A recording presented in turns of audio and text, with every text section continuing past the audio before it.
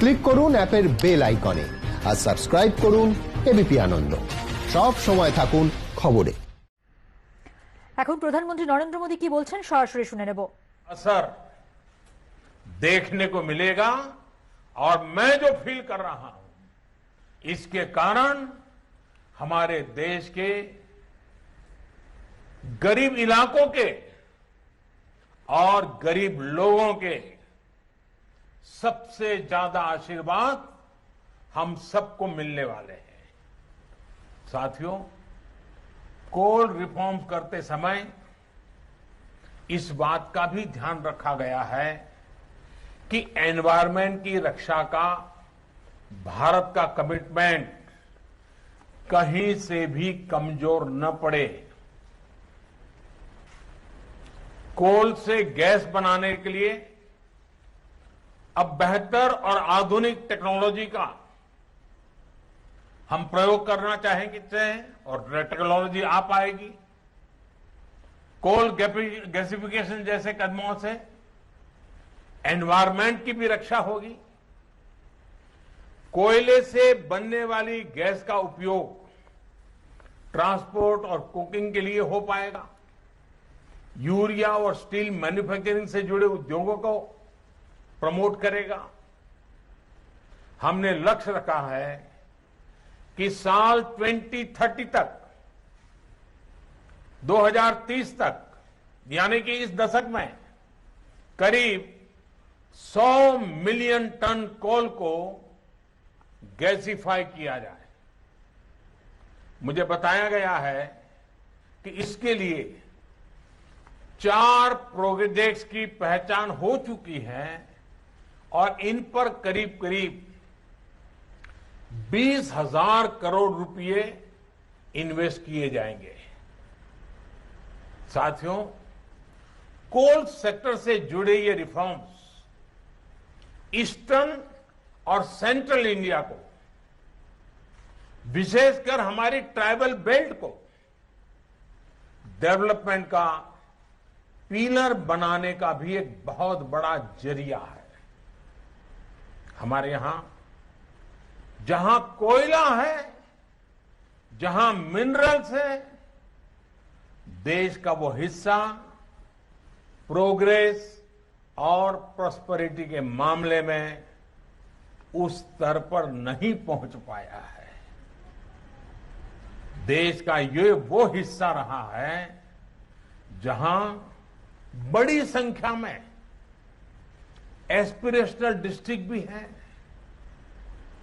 वो जिले जहां के लोग विकास के लिए एस्पायर कर रहे हैं, लालायित है, कर गुजरने का इरादा रखते हैं,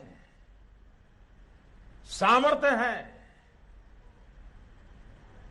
शक्ति है, समझ है, सब कुछ है, लेकिन यही जिले विकास की दौड़ में बहुत पीछे रह गए हैं।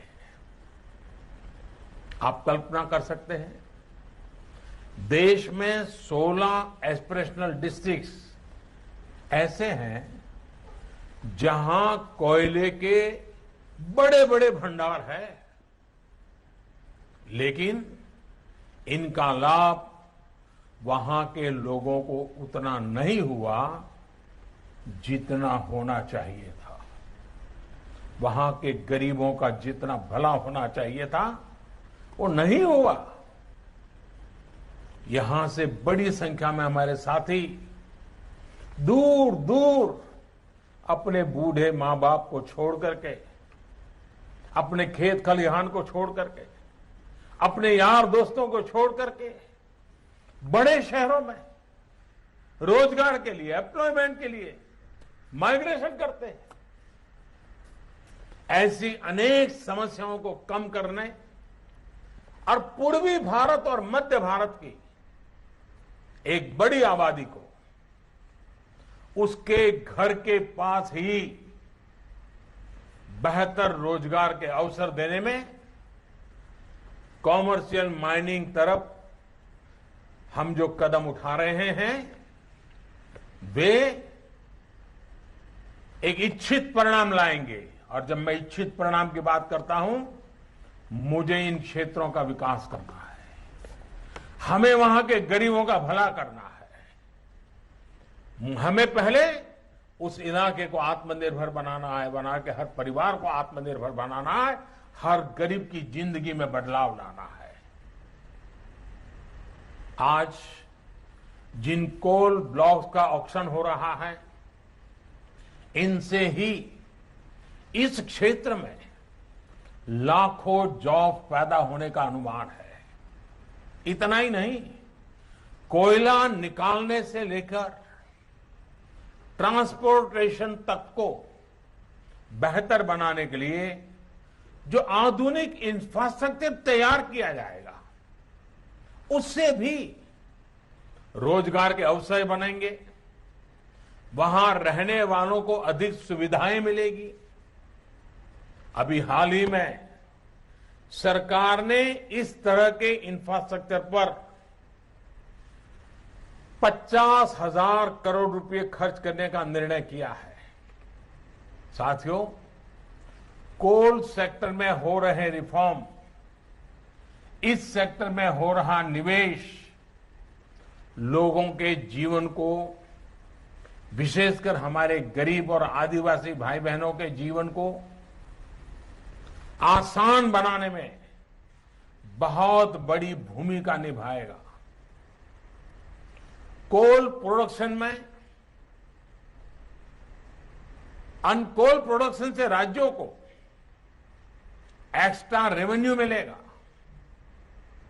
उसका इस्तेमाल वहां की जन कल्याण योजनाओं में होगा, उस राज्य के विकास में होगा।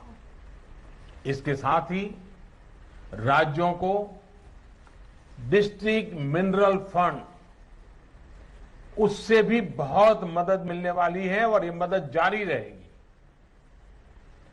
इस फंड का बड़ा हिस्सा कोल माइनिंग के आसपास के इलाकों में जरूरी सुविधाओं के विकास में लगाया जा रहा है।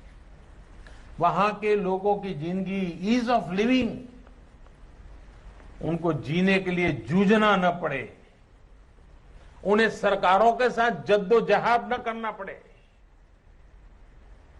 वो आत्मसम्मान से जिए, वो आत्मनिर्भर होकर के जिए। यानी जहां संपदा है, वहां रहने वालों में संपन्नता भी हो,